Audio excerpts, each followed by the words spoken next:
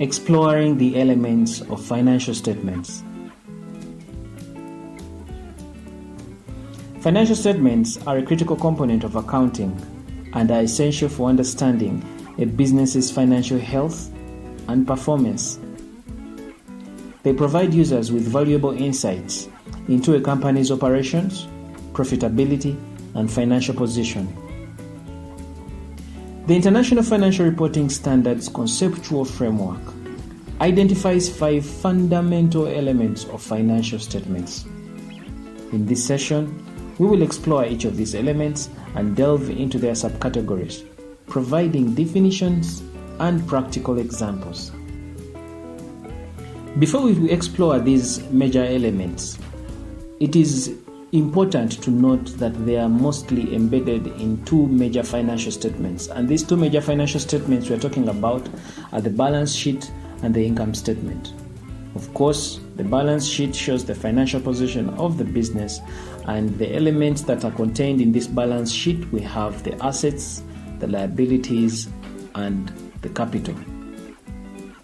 And then in the income statement, we only have 2 elements, that is income and expenses.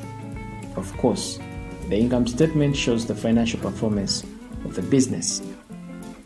So we'll explore one by one. Let's get started with the assets. Think of assets as valuable things that a company owns or controls, and these things are expected to bring good things to the company in the future. For example, let's say a company has a shiny new delivery truck.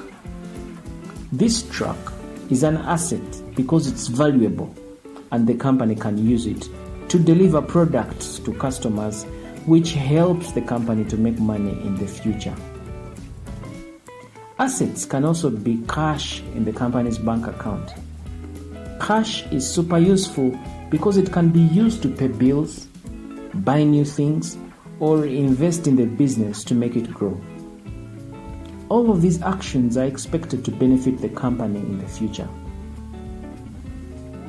So assets are like the valuable tools and treasures that a company has, and they are the things that make the company stronger and more successful. So according to the conceptual framework, assets are defined as economic resources controlled by an entity as a result of past events, and from which future economic benefits are expected to flow to the entity. Assets can be categorized into 2 main groups. We have the non-current assets and then the current assets.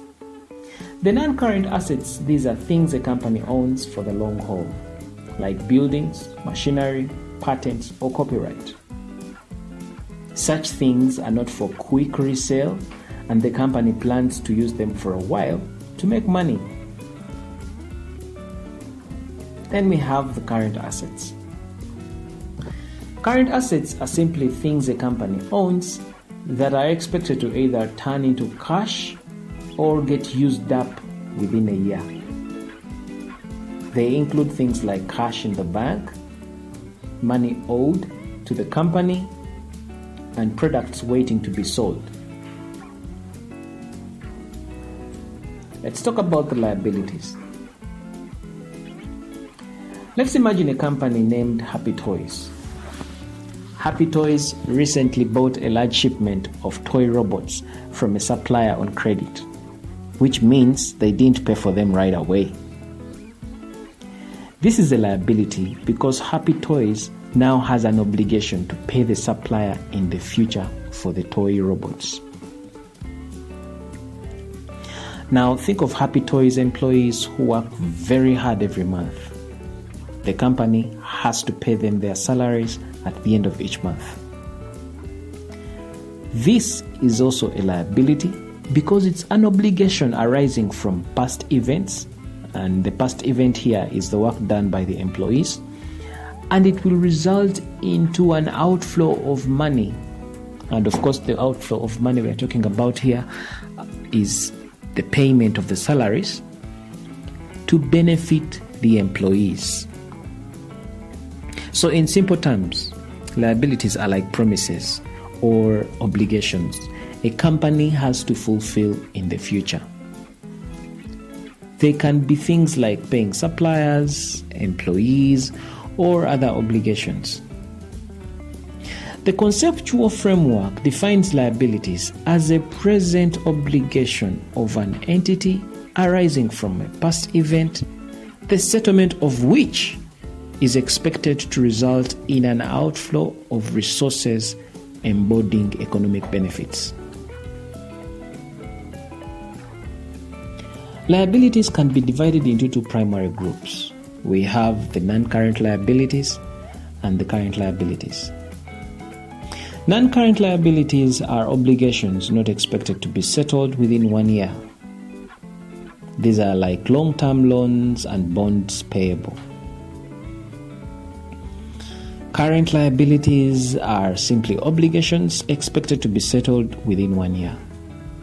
They include accounts payable, short-term loans, and accrued expenses. Let's talk about another element called equity, or we call it capital. Equity is like the company's financial cushion. It's the part of the company's value that belongs to the owners or shareholders. Imagine you and your friends start a chapati stand and you each put some money into it. This money represents your equity in the business.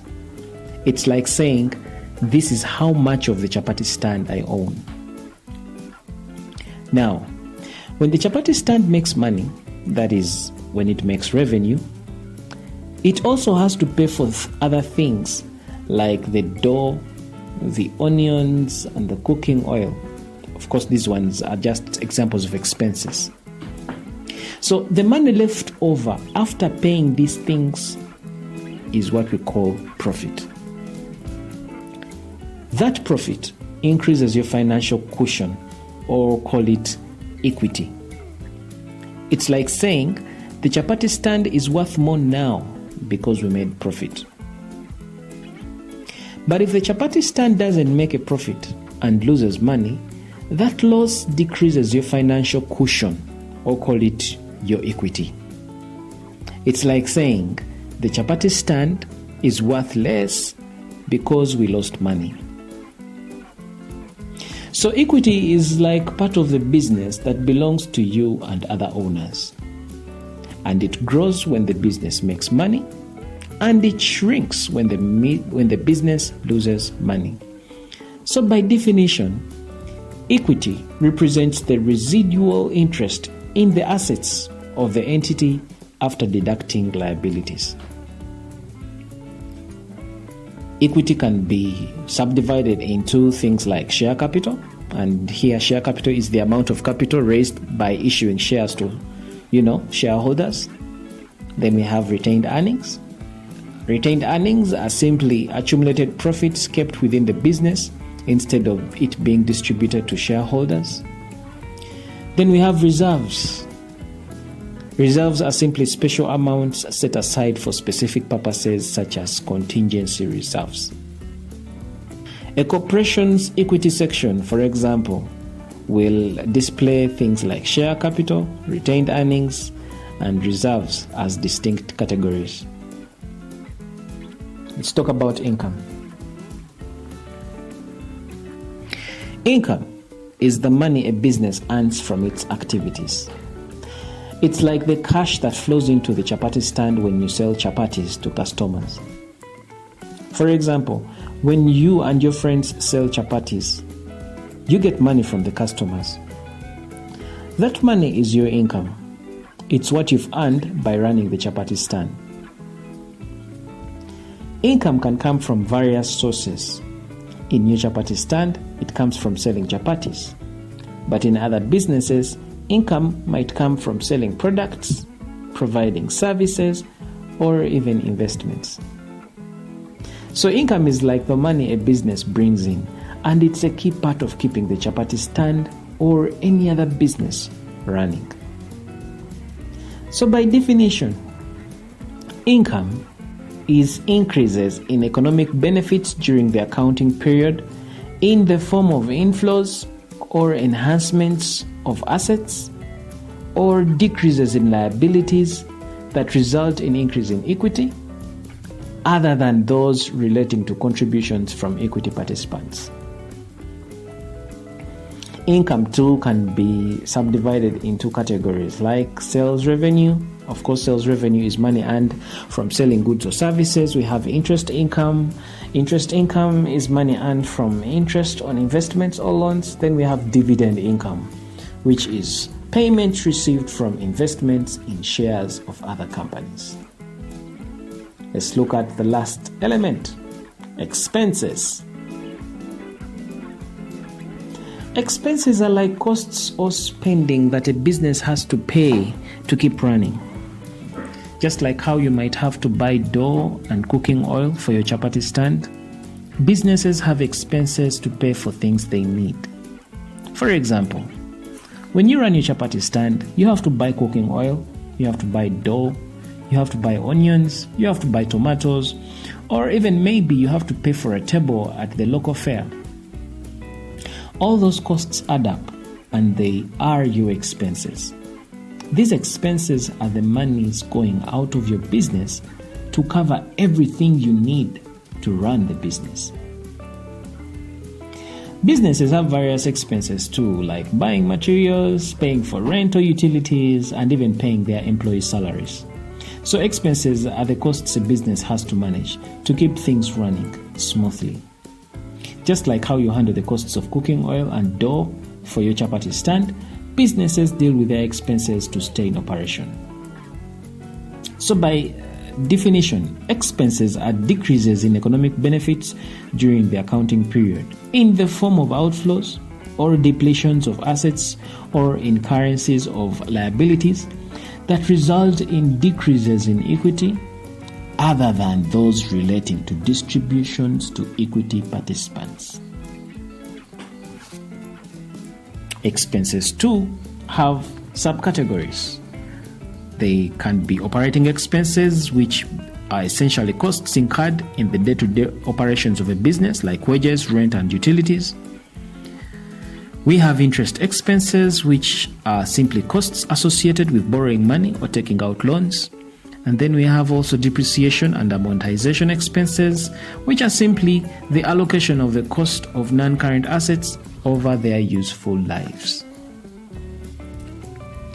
Understanding these 5 fundamental elements and their subcategories is crucial for anyone analyzing financial statements. They provide the foundation of assessing a company's financial performance, position, and the ability to generate cash flows. Whether you are an investor, creditor, or manager, a clear grasp of these elements will help you make informed decisions about a business's financial well-being. My name is Arnold Kisembo Rwangakuramia. Thank you for watching.